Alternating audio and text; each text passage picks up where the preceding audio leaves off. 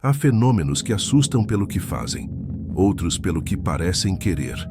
Em algum ponto do século XIX, moradores de regiões isoladas começaram a relatar algo que não constava em livros, mapas ou registros oficiais.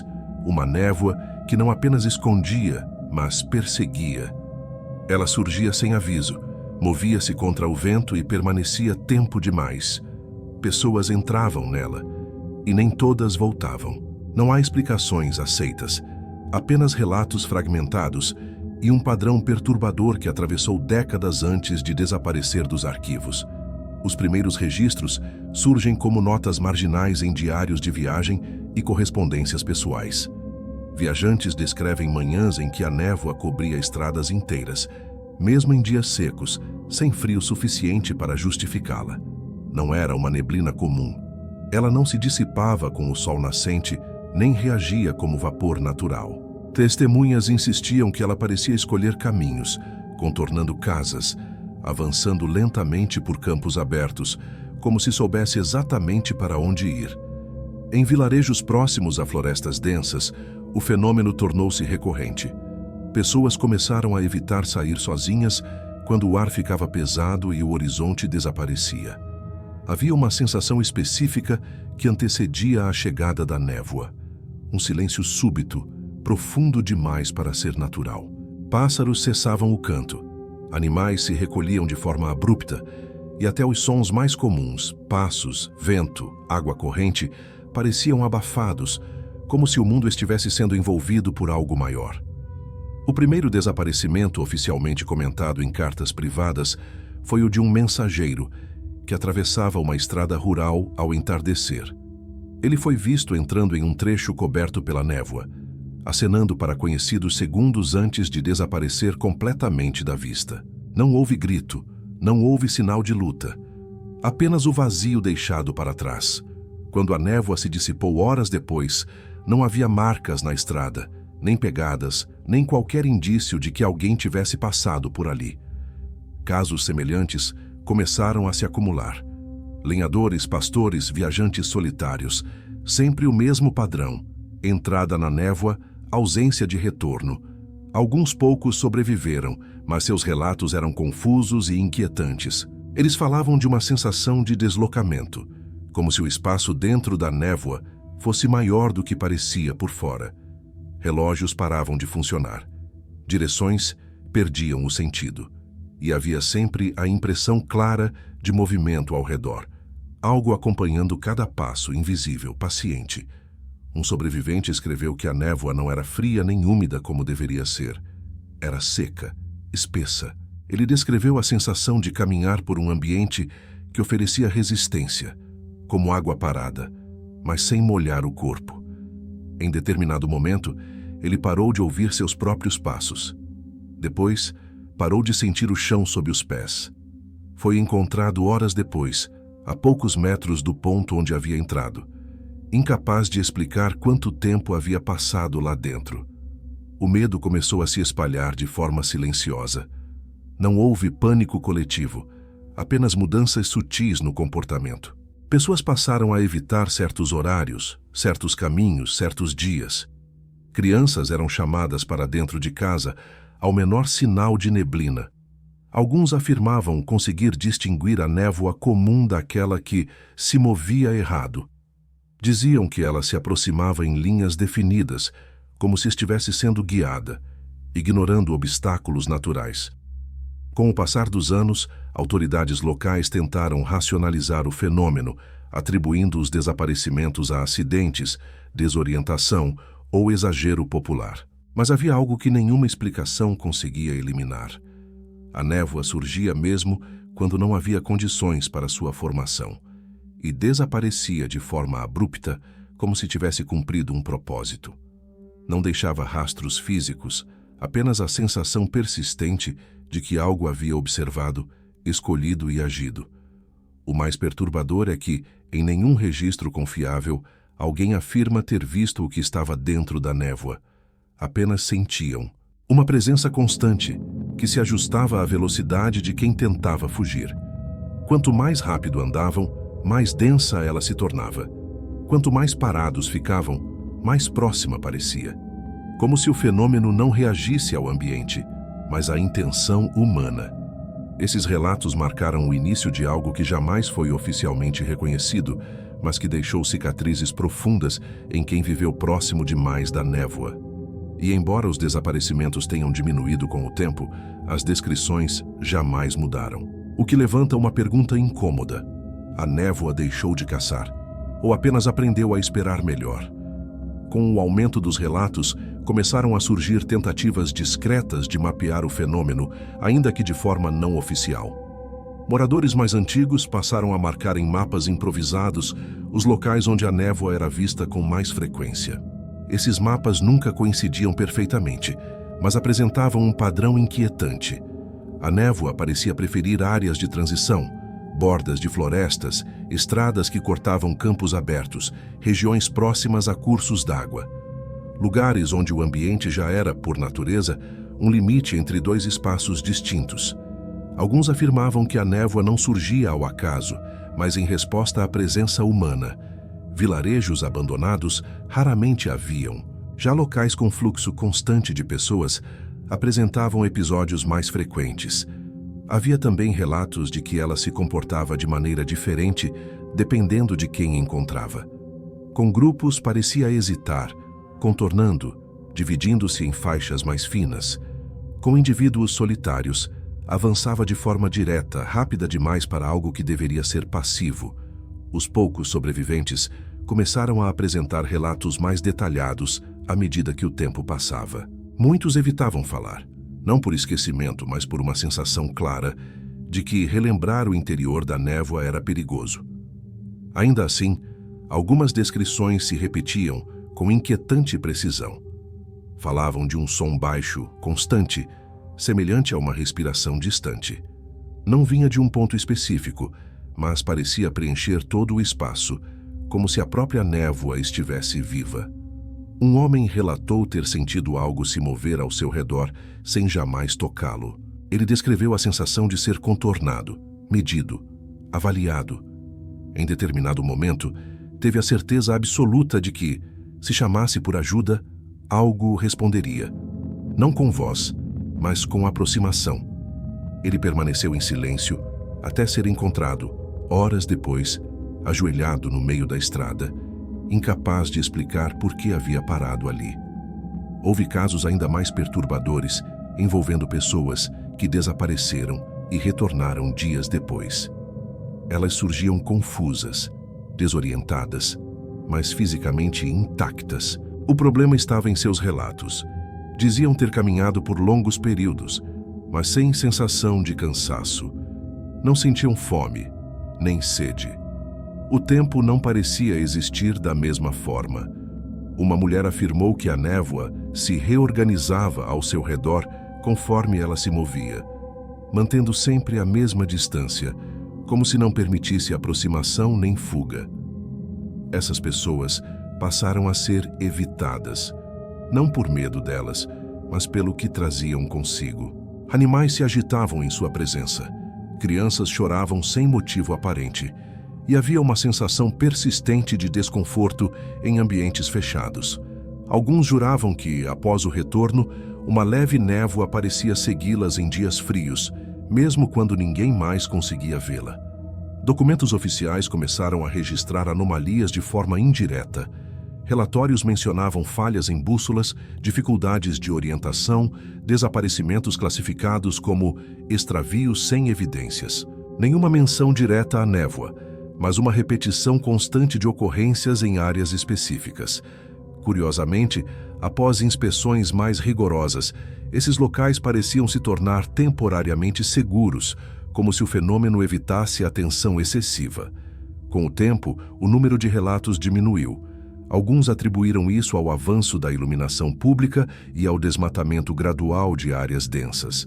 Outros acreditavam que as pessoas simplesmente aprenderam a reconhecer os sinais e evitar o contato.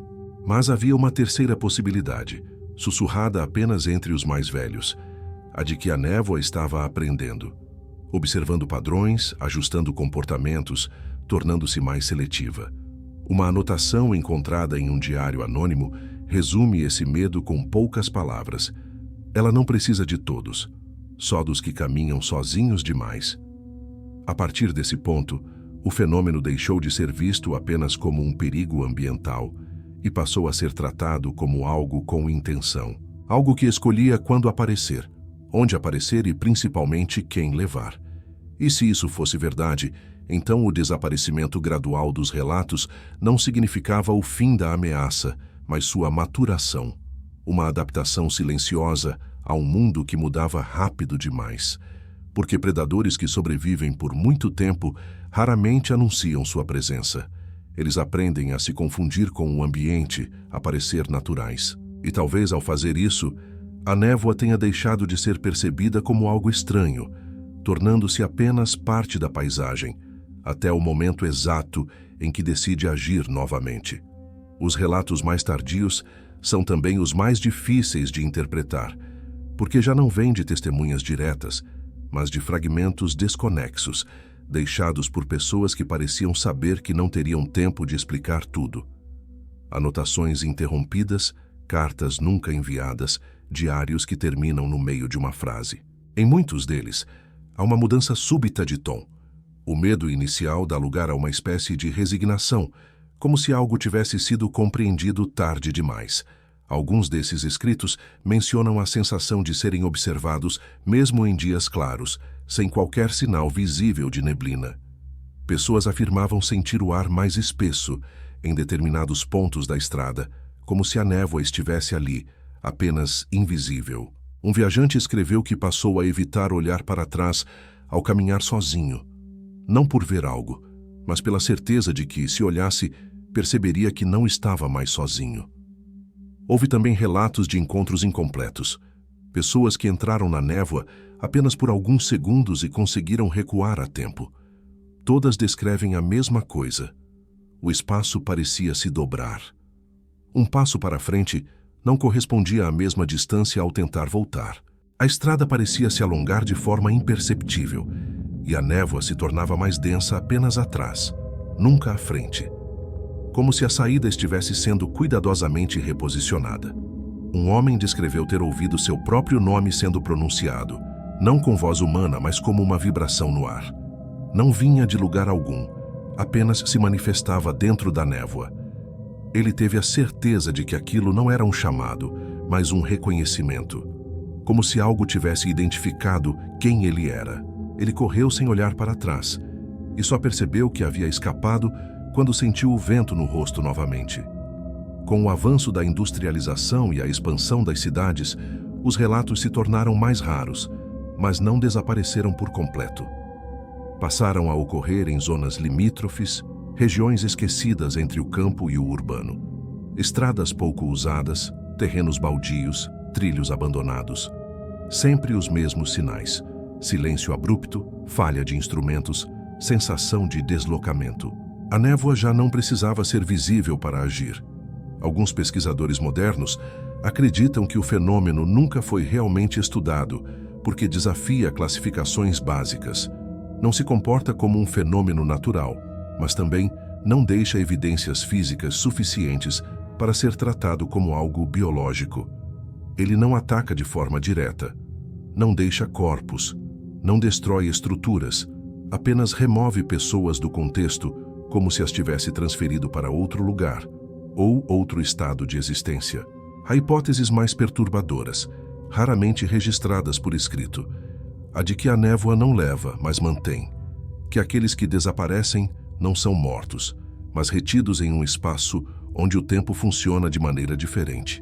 Alguns relatos de retornados sugerem isso. Eles falavam de uma continuidade estranha de caminhar sem destino, de sentir presença constante sem interação. Um deles escreveu que não havia sofrimento, apenas espera. Esse detalhe inquietou profundamente quem leu seus escritos, porque sugere que o fenômeno não age por violência, mas por coleta, como se algo estivesse reunindo pessoas ao longo do tempo, lentamente, sem pressa. O fato de escolher indivíduos solitários pode não ser coincidência, mas necessidade, menos resistência, menos testemunhas, menos ruído. Curiosamente, em áreas onde grandes desaparecimentos ocorreram, moradores relataram um aumento incomum de neblina anos depois, mesmo sem causa meteorológica clara. Não levava ninguém, não avançava, apenas surgia e permanecia por longos períodos como se estivesse observando. Alguns acreditavam que aquilo era um resíduo, um vestígio deixado para trás após algo maior ter passado. O medo que restou não era mais o de entrar na névoa, mas o de perceber que ela nunca havia ido embora, que havia aprendido a existir de forma mais discreta, mais integrada ao mundo humano. E que, em algum momento, quando as condições fossem novamente favoráveis, ela poderia voltar a se mover como antes, não com pressa, não com violência, mas com a calma de algo que entende o tempo melhor do que nós. Os últimos registros não descrevem ataques, nem desaparecimentos imediatos. Eles falam de antecipação, de uma sensação crescente de que o fenômeno havia concluído um ciclo e agora aguardava outro. Pessoas começaram a relatar sonhos recorrentes, nos quais caminhavam por estradas conhecidas, cobertas por uma névoa imóvel, sem medo, apenas com a certeza de que estavam indo exatamente para onde deveriam ir. Ao acordar, tinham dificuldade em lembrar por quê, mas a sensação de destino permanecia ao longo do dia. Alguns desses sonhadores passaram a evitar certos lugares por instinto, sem saber explicar o motivo. Outros fizeram o oposto. Sentiram uma atração silenciosa por caminhos antigos, trilhas esquecidas, áreas onde o ar parecia mais pesado ao entardecer.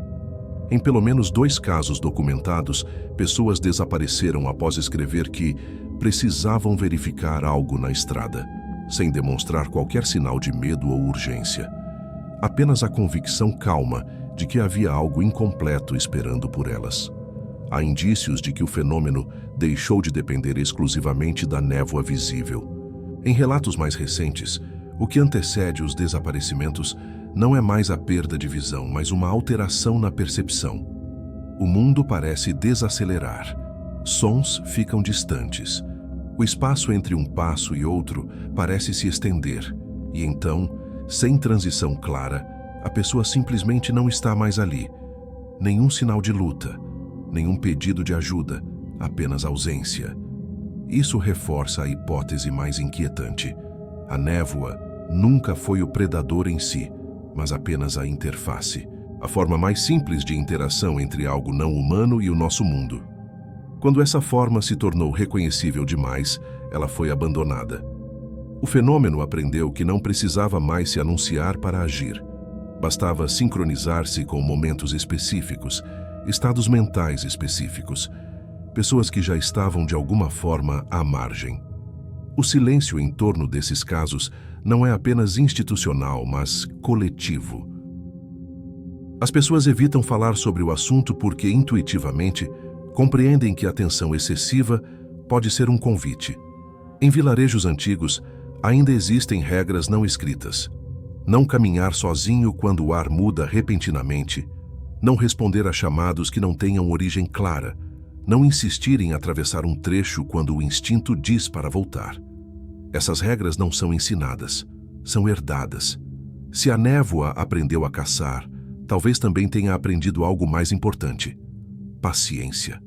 Ela não precisa mais cobrir estradas inteiras ou engolir florestas. Ela apenas espera por desalinhamentos breves, por momentos em que alguém já está meio ausente do próprio lugar. E então age com precisão absoluta, sem deixar provas, sem deixar ruído. O fenômeno permanece sem explicação registrada, não porque faltem relatos, mas porque todos eles apontam para a mesma conclusão desconfortável. Não se trata de um erro da natureza, nem de um evento isolado do passado. Trata-se de algo que coexistiu conosco, observou nossas rotas, nossos hábitos, nossas distrações e se adaptou. E talvez o maior equívoco seja pensar que ela caça no espaço. Tudo indica que ela caça no tempo, em intervalos, em momentos de transição, naqueles segundos em que ninguém está realmente presente. Se isso for verdade, então a névoa não precisa retornar como antes, porque ela nunca foi embora. Ela apenas aprendeu a ser invisível o suficiente para continuar escolhendo.